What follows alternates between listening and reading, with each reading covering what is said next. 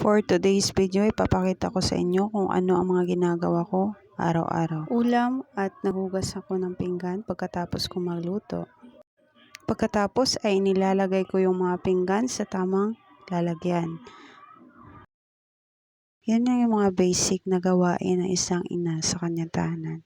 Pagkatapos mahugasin ay nagliligpit naman ako ng mga kalat at saka inaalis ko yung mga alikabok. Nililinis ko yung buong bahay. Ito yung ginagawa ko araw-araw bago ako mag-reels. Ito muna yung ginagawa ko, guys. So, hindi talaga napag-iiwanan yung paglilinis ng bahay. Kailangan talaga nating kumilos at maglinis, guys, no? Bago gawin ang pagre-reels upang hindi tayo mapag-iwanan ng ating minamahal. Charis. So, yun na nga, pumunta na kami sa bayaran ng kuryente upang magbayad ng bills.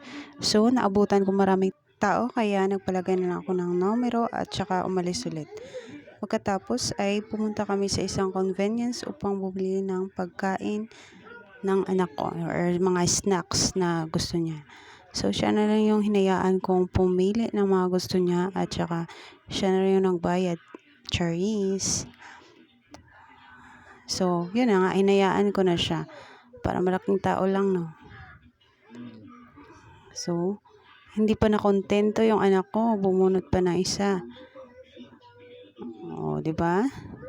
So, pagkatapos kong magbayad ay tumungo na rin kami sa car wash upang mapaliguan ng Mr. ang motor na hiniram niya. Charis!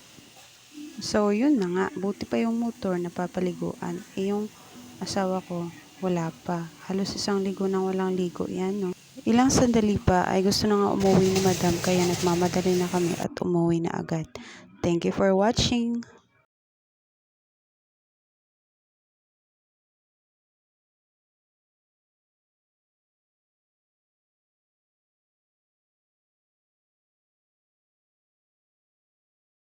Atat na makauwi si Madam. Dahil nga medyo matirik na yung init, dahan-dahan na kaming umuwi. So, yun lang. Thank you for watching.